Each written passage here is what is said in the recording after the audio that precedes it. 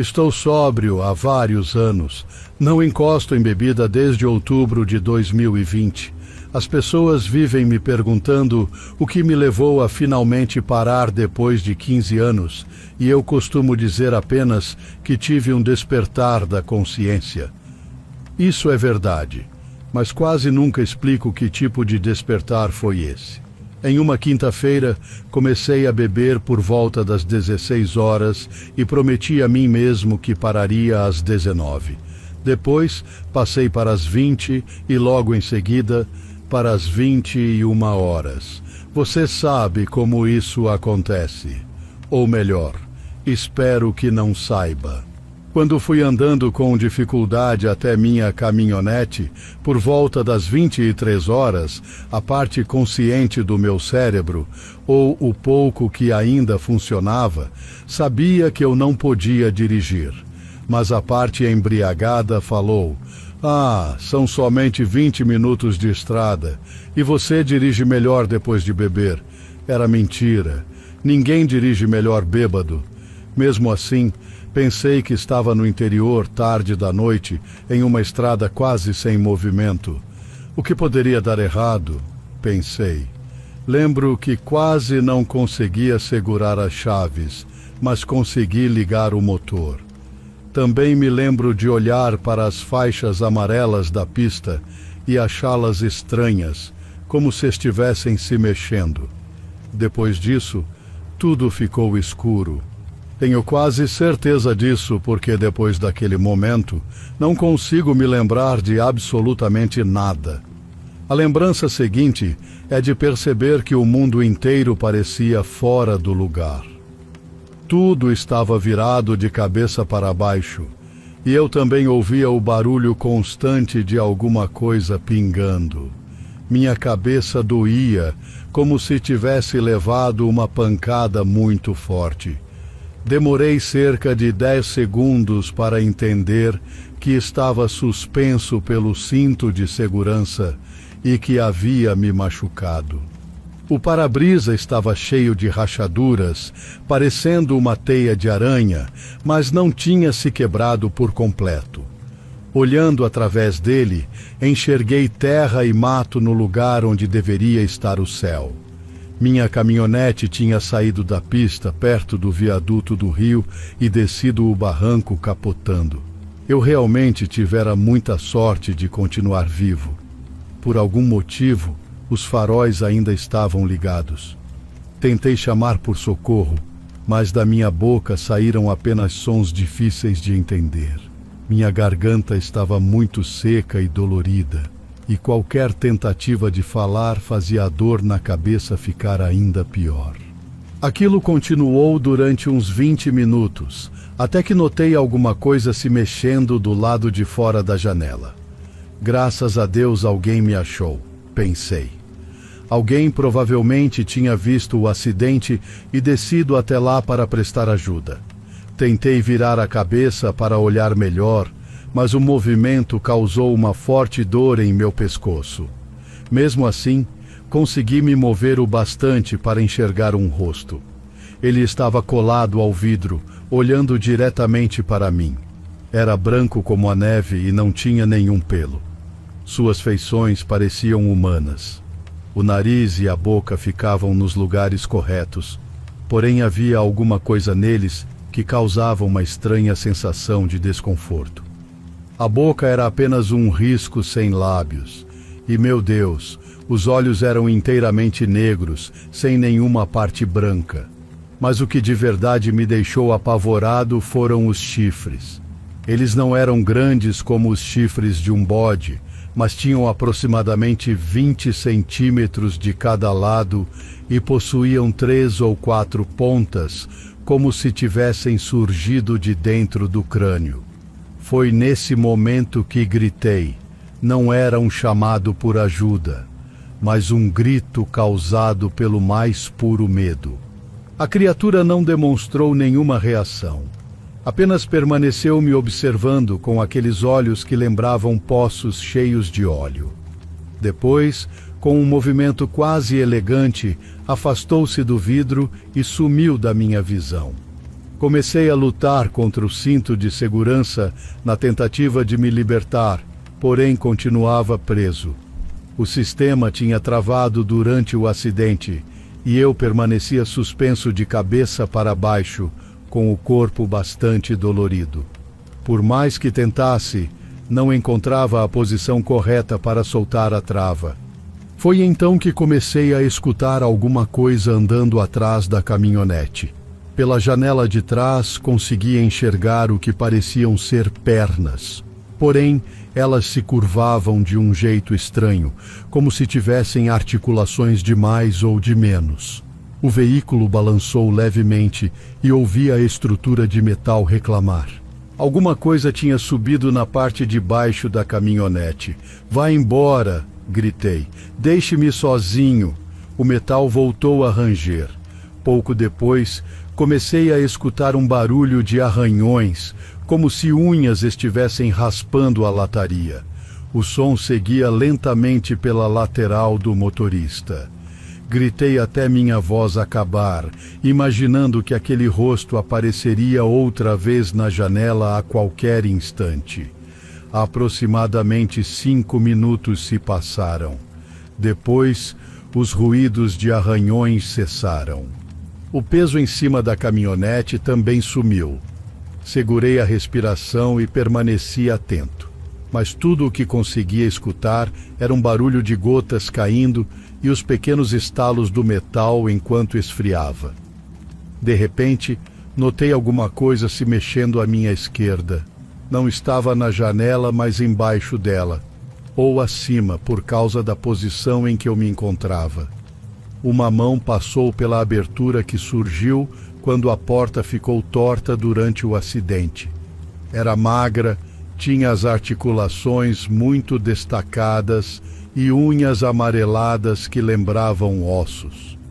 Ela passava os dedos pelo teto da cabine como se estivesse procurando alguma coisa. Depois ela começou a se aproximar, continuando a tocar em tudo ao redor. Levei tempo demais para entender que aquela mão estava procurando o botão do cinto de segurança.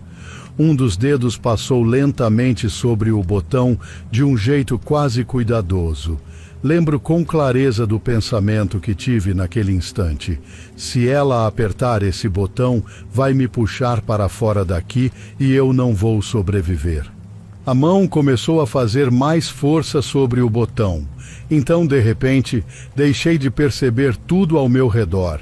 Só existia a escuridão. Eu tinha desmaiado outra vez. Aquele foi o momento mais terrível da minha vida. Ou talvez tenha sido o segundo pior. A lembrança seguinte que tenho é de ouvir vozes.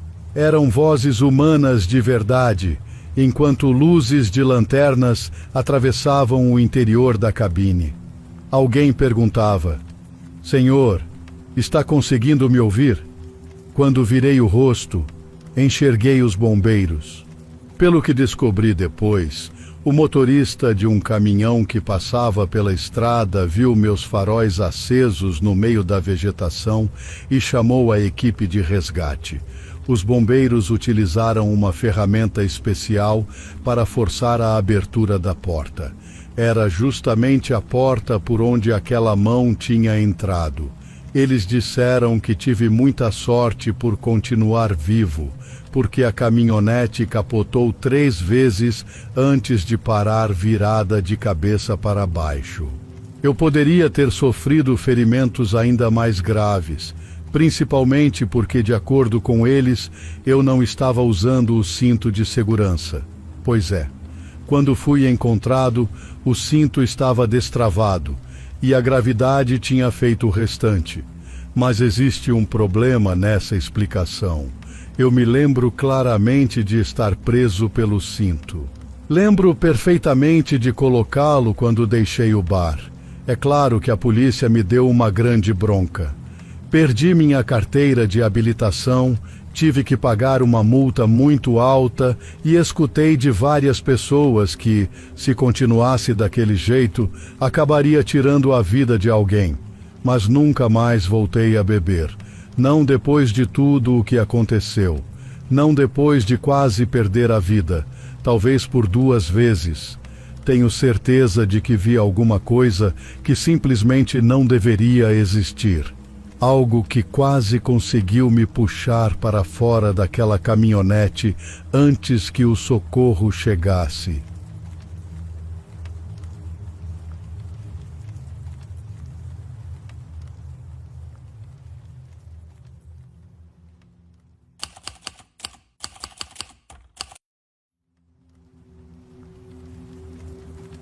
Naquele período procurávamos sossego. Minha esposa e eu já estávamos esgotados da vida na cidade e desejávamos uma rotina mais simples. Foi então que me lembrei do rancho que meu avô havia deixado para nós, próximo a alguns morros no norte do estado, em uma região que nem sequer aparecia nos mapas. Pensei que seria uma ótima ideia reformar o lugar e recomeçar a vida. Teresa concordou sem fazer muitas perguntas. Camila, que tinha somente 5 anos, também gostou da ideia. Contamos a ela que moraríamos cercados por árvores, debaixo de um céu enorme, onde poderíamos observar as estrelas. O lugar ficava bem afastado.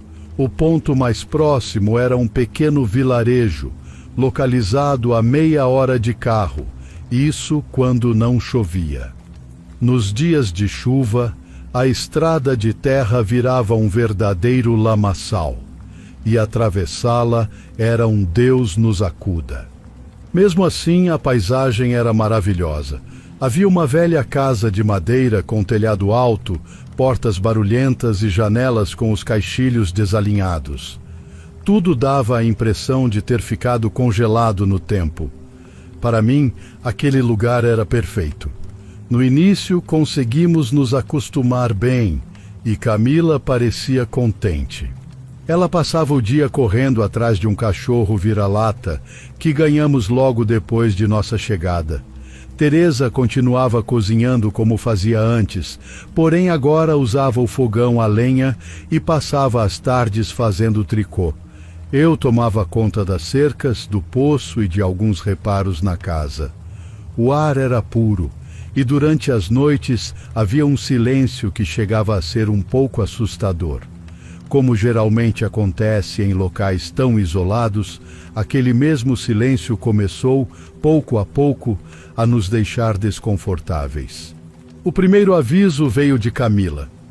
Certa noite, enquanto jantávamos, ela contou em voz baixa que tinha visto uma mulher parada perto da janela. Disse que a mulher não se mexia, que ficava olhando para ela enquanto dormia e que seus olhos pareciam queimados. Teresa e eu procuramos tranquilizá-la. Imaginamos que pudesse ser apenas uma sombra ou algum reflexo e que Camila tivesse confundido sua imaginação com algo real. Não levamos aquilo muito a sério, mas ela continuou tocando no assunto durante os dias seguintes. Já não falava somente de uma mulher, mas de várias criaturas escuras, que passou a chamar de as sombras que andam. Camila afirmava que elas atravessavam as paredes enquanto dormíamos, rastejavam pelo teto e jamais produziam qualquer som. Ela relatava tudo sem chorar nem procurar conforto. Parecia que já havia se acostumado com a presença daquelas coisas.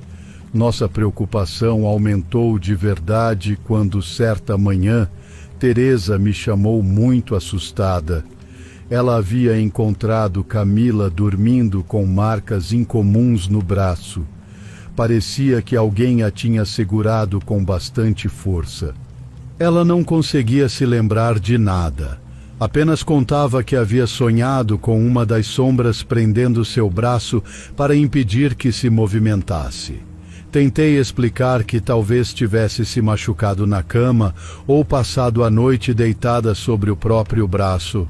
Porém, no fundo, eu sentia que alguma coisa não estava certa. Depois daquele dia, Teresa deixou de dormir em paz, e eu passei a ficar acordado na sala durante a noite, vigiando a casa. Os dias ficaram cada vez mais difíceis. e Camila já não demonstrava alegria. Começou a conversar menos, perdeu o apetite e passava horas desenhando no caderno que encontramos debaixo de sua cama. Eram figuras altas, magras como galhos e sem nenhum rosto. O mais esquisito era o comportamento do cachorro, que sempre havia protegido Camila, mas agora evitava chegar perto dela. Ele permanecia deitado junto à entrada, com os pelos das costas levantados e o olhar preso à parede no fim do corredor. Rosnava sem nenhuma razão aparente e logo depois corria para se esconder, como se alguma coisa o estivesse ameaçando. Em certa madrugada, enquanto Teresa dormia e eu tentava ler a Bíblia, percebi que o ambiente havia mudado. Tive certeza de que havia alguma coisa do lado de fora nos observando. Levantei sem fazer barulho, peguei uma lanterna antiga e abri lentamente a porta da frente. Diante de mim, no meio das árvores, enxerguei uma figura negra e comprida que não tinha aparência humana. Não era possível saber se possuía olhos, mas eu conseguia sentir que aquilo me encarava. Não era névoa, nem uma simples sombra. Era uma presença assustadora. Fiquei imóvel e nem cheguei a ligar a lanterna. Apenas fechei a porta lentamente, sentindo uma forte aflição, e retornei para a sala. Não tomei nenhuma atitude naquela noite, mas depois descobri que aquela criatura não estava sozinha. Na noite seguinte, quando fui olhar o quarto de Camila, encontrei a menina acordada. Ela permanecia sentada, encarando a parede. Contou que eles já haviam entrado na casa e que não desejavam mais brincar, pois agora queriam permanecer ali. Foi então que notei novamente as marcas, mas, daquela vez, elas apareciam em seu pescoço. Depois daquela noite, as paredes passaram a ficar úmidas constantemente. Quando escurecia, as tábuas faziam barulhos como se alguém andasse sem sapatos de um cômodo para outro. Eu tinha certeza de que o vento não poderia causar aqueles sons. Pela manhã, encontrávamos as portas abertas, inclusive aquelas que eu me lembrava claramente de ter trancado. Teresa começou a sentir problemas no estômago e, algum tempo depois, fortes dores na cabeça. Dizia sentir pontadas atrás dos olhos e ter sonhos nos quais caminhava adormecida no meio das sombras. Também afirmava escutar vozes durante a madrugada, chamando seu nome do campo localizado atrás do curral. Eu procurava continuar tranquilo e cuidar de tudo, mas aquela situação também começava a me prejudicar. Quase não dormia e passava as noites tomando conta da casa, segurando uma lamparina e mantendo uma pá velha perto da cadeira. O cachorro havia parado de latir. Passava o tempo escondido embaixo da mesa e urinava de medo sempre que alguém chegava perto. Camila também já não agia como uma criança. Estava com a pele muito clara e o olhar sem vida. Quase não conversava, e quando dizia alguma coisa, falava sobre assuntos que não conseguíamos entender. Citava lugares que não existiam no rancho, pessoas desconhecidas e acontecimentos que, de acordo com ela, haviam ocorrido antes de nossa chegada. Contava que uma família de sombras morava debaixo da casa e saía durante a noite para brincar com ela. Dizia que aquelas criaturas nem sempre eram ruins, mas que agora estavam com raiva. Certa manhã, enquanto limpava um lençol no tanque, Teresa encontrou enterrado um saco cheio de dentes. Ela levou o objeto para dentro de casa e me mostrou. No instante em que o toquei, senti um calor estranho percorrer meus dedos. Não consigo encontrar uma explicação melhor para aquela sensação. Por volta das 3 horas da madrugada, toda a casa começou a estalar. Teresa cobriu os ouvidos e passou a gritar, afirmando que eles estavam chegando por baixo da fundação. Tentei tranquilizá-la, mas naquele momento escutamos uma forte pancada no quarto de Camila. Corri até lá e encontrei a menina sentada sobre a cama, encarando a janela. Ela permanecia imóvel, porém havia marcas ainda mais fortes em suas costas. Dessa vez também apareceu um tipo de rasgo no colchão, como se uma criatura com garras muito grandes tivesse se lançado sobre ela. O cachorro soltou apenas um latido e depois não fez mais nenhum som. Naquela madrugada, tomei a decisão de que deixaríamos o rancho assim que o dia clareasse. Não me importava com a lama nem com as condições da estrada. Se fosse necessário, eu levaria Camila nos braços.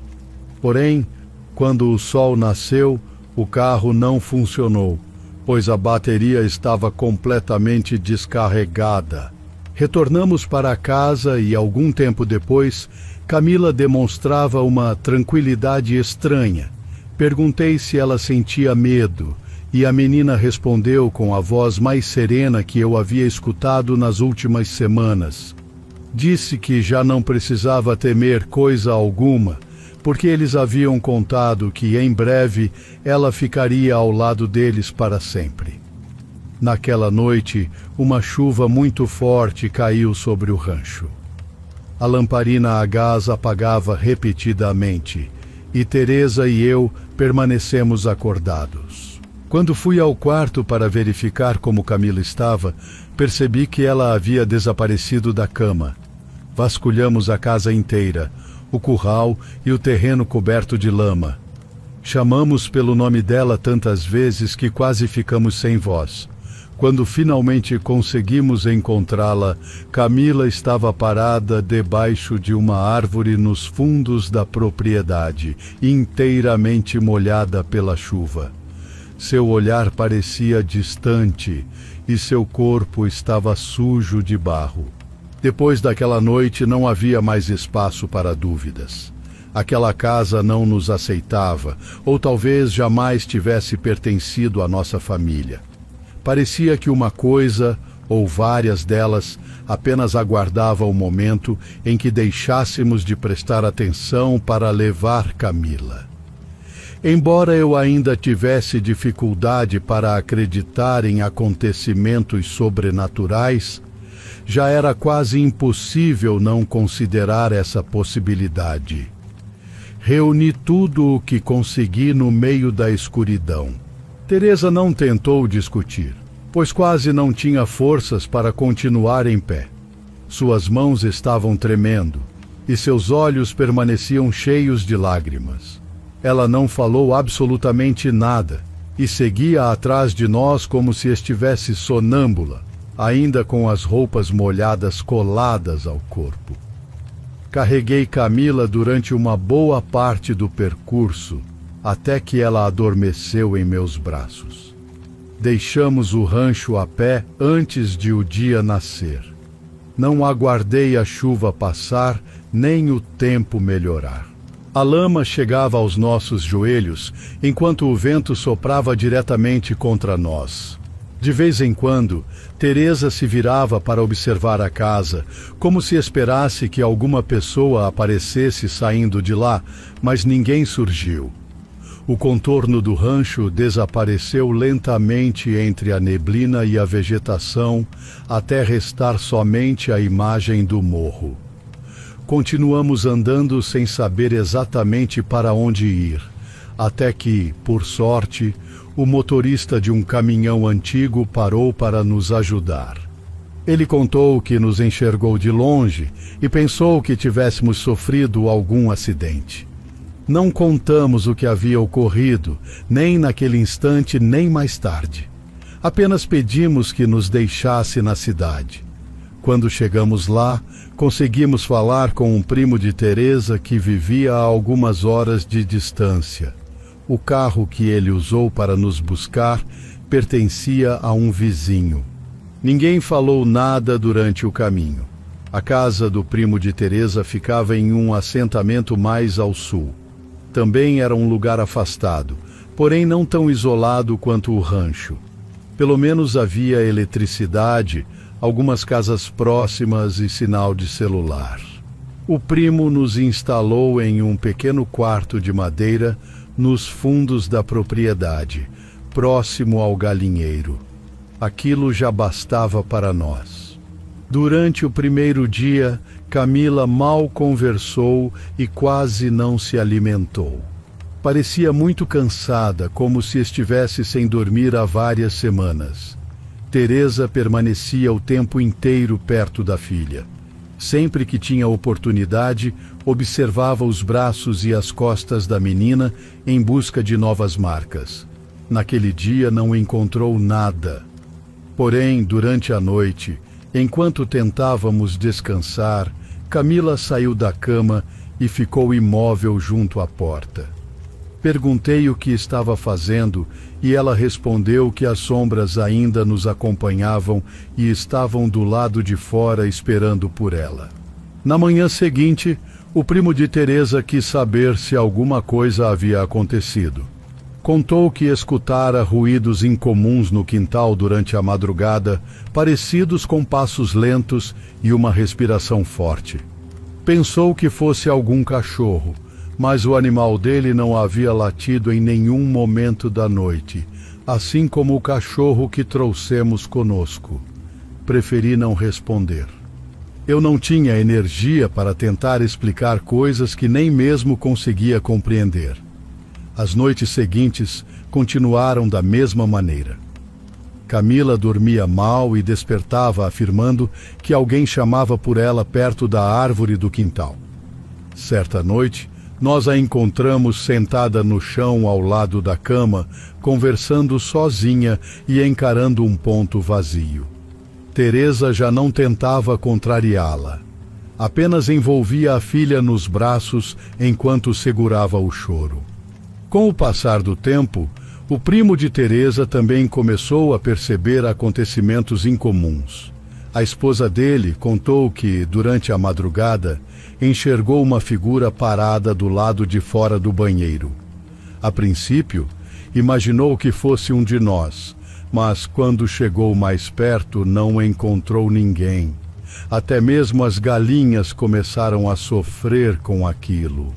Uma delas apareceu sem vida dentro do galinheiro sem nenhuma explicação, enquanto outra foi encontrada presa contra a cerca, como se alguma coisa a tivesse jogado com força sobre os arames. Resolvemos retornar ao rancho somente para buscar o carro. Precisávamos do veículo para deixar aquela região definitivamente e procurar algum lugar distante de tudo o que estava acontecendo. O primo decidiu me acompanhar. Partimos logo cedo, quando a estrada ainda estava ruim, mas já permitia a passagem. Chegamos ao rancho perto do final da manhã e o céu permanecia coberto por nuvens. Assim que saiu do carro, o primo comentou que havia alguma coisa estranha naquele lugar. O carro permanecia no mesmo local onde o havíamos deixado. Estava coberto de lama, com os pneus vazios e os vidros embaçados pelo lado de dentro. Quando abri a porta do motorista, senti um odor muito forte, semelhante ao cheiro de alguma coisa apodrecida. Instalamos a bateria nova que tínhamos levado e, após algumas tentativas, o motor finalmente funcionou. Porém, naquele mesmo instante, escutamos uma forte pancada vinda do interior da casa. O primo perguntou se eu havia deixado algum aparelho funcionando, mas respondi que não. Tudo deveria continuar exatamente como estava quando fugimos. Fechei o capô sem produzir muito barulho. Entramos nos veículos e deixamos o lugar, levando o carro com os pneus murchos rebocado pelo outro. Seguimos com ele até conseguirmos substituir os pneus e somente depois disso pudemos partir definitivamente. Desde aquele dia, Camila nunca mais falou sobre as sombras, nem voltou a se levantar durante a madrugada. Teresa também recuperou aos poucos seu comportamento de antes. Algumas marcas sumiram com o passar do tempo, enquanto outras permaneceram como pequenas cicatrizes em seus braços e nas costas. Até hoje, ninguém consegue explicar o que vive naquele rancho. A velha casa ainda permanece em pé, mas jamais retornamos para recuperar os objetos que abandonamos lá.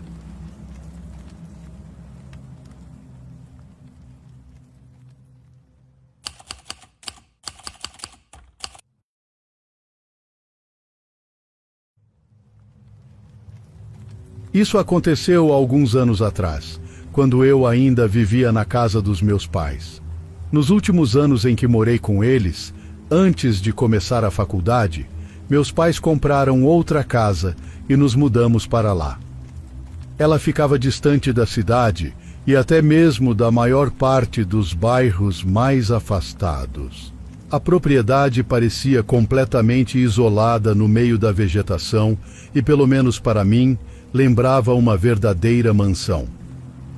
Apesar de somente nós três morarmos ali, nossos parentes costumavam nos visitar com bastante frequência. Acho que essa foi a justificativa usada por meus pais para adquirir uma casa muito maior do que realmente precisávamos. Naquela semana, por alguma razão, eles fizeram uma de suas raras viagens para visitar o restante da família. Me convidaram para acompanhá-los, mas eu não queria faltar uma semana inteira de aulas.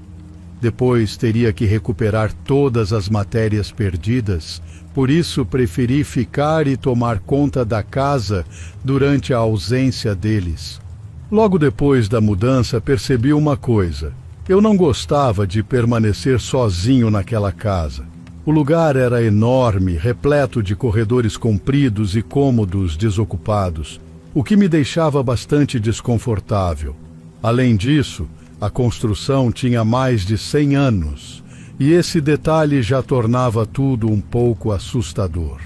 Eu já era velho o bastante para tentar não dar atenção àquela sensação ruim, porém, ela nunca desaparecia completamente. Nos 2 primeiros dias da viagem dos meus pais, nada incomum aconteceu.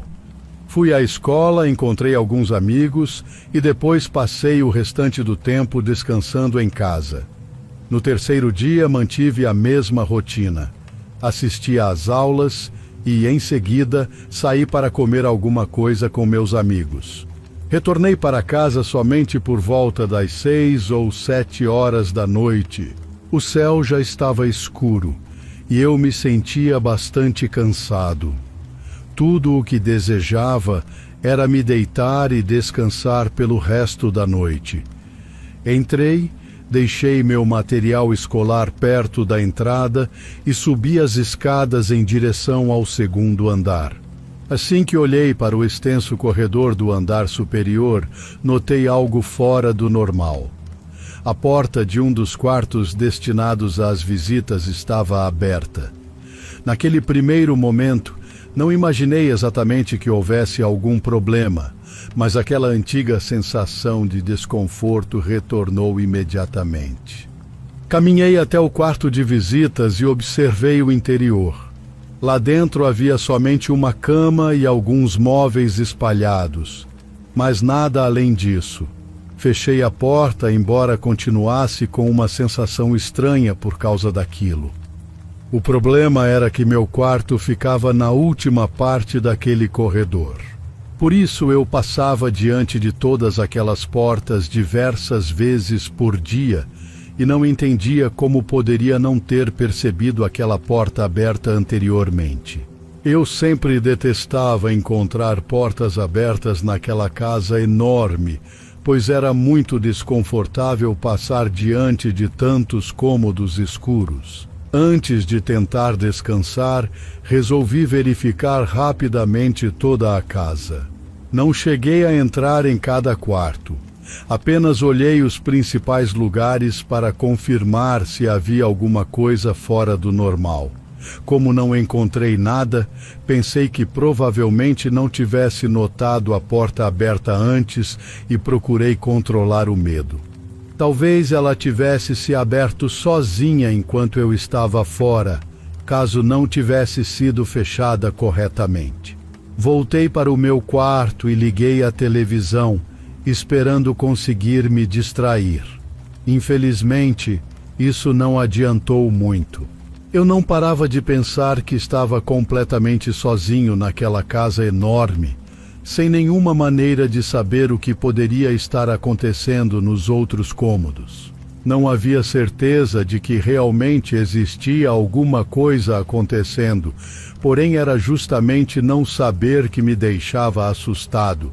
Cerca de 45 minutos se passaram, talvez 1 hora, até que comecei a sentir fome. Então deixei o quarto e desci as escadas para o primeiro andar. Eu não parava de pensar que estava completamente sozinho naquela casa enorme, sem nenhuma maneira de saber o que poderia estar acontecendo nos outros cômodos. Não havia certeza de que realmente existia alguma coisa acontecendo.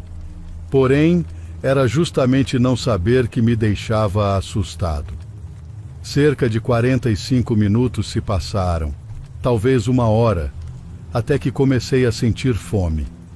Então deixei o quarto e desci as escadas para o primeiro andar. Outra coisa incômoda de viver em uma casa daquele tamanho era que quase nunca todas as luzes ficavam ligadas. Por causa disso, eu precisava atravessar ambientes escuros o tempo inteiro. Enquanto preparava alguma coisa na cozinha, tinha a impressão de enxergar um movimento na sala, mais ao fundo. Porém, sempre que olhava naquela direção, encontrava apenas um cômodo vazio e sem iluminação. Comecei a pensar que minha mente estava me enganando. Toda aquela situação mexia comigo, mas eu não queria me entregar a uma ansiedade que até aquele momento parecia não ter motivo. Repeti para mim mesmo que estava sentindo medo sem razão e procurei deixar aquilo de lado. Preparei o jantar e retornei ao meu quarto. Entretanto, assim que cheguei ao corredor do andar superior, senti um forte arrepio. A porta do quarto de visitas estava aberta novamente. Fiquei paralisado no mesmo lugar, observando aquele corredor escuro durante quase 1 minuto. Não conseguia encontrar uma explicação para aquilo. Naquele instante, comecei realmente a pensar que a casa poderia ser assombrada. Eu nunca havia acreditado em coisas desse tipo, mas isso tinha sido antes de morar em uma mansão antiga e assustadora, isolada no meio da mata. Caminhei sem fazer barulho até o quarto de hóspedes, abri mais a porta e examinei o interior. Tudo continuava exatamente como antes. Entrei no cômodo e procurei algum pequeno sinal, como marcas de sapatos sujos ou objetos fora de posição, porém não achei absolutamente nada. Cada vez mais assustado, saí dali e fui diretamente para meu quarto, fechando a porta e girando a chave. Enviei uma mensagem aos meus pais, tentando não demonstrar o quanto estava nervoso. Apenas perguntei se eles já tinham visto aquela porta se abrir sozinha ou se conheciam algum defeito nela. Eles responderam rapidamente, dizendo que nunca tinham notado esse problema e não faziam ideia do que eu estava falando.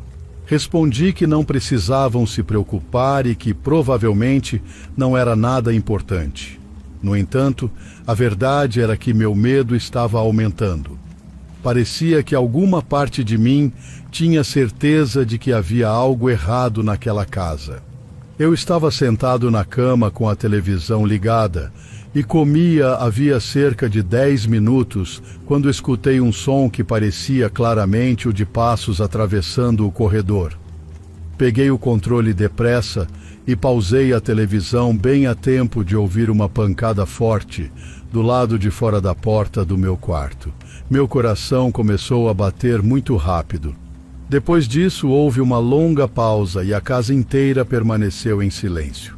Eu estava tão apavorado que não conseguia sequer sair do lugar.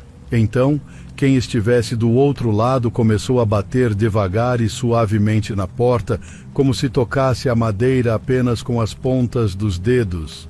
Eu mal conseguia acreditar que aquilo estava realmente acontecendo. A situação parecia tão absurda que não sabia o que fazer. Durante aproximadamente 1 minuto, não escutei nenhuma outra batida. Finalmente, tomei coragem e gritei.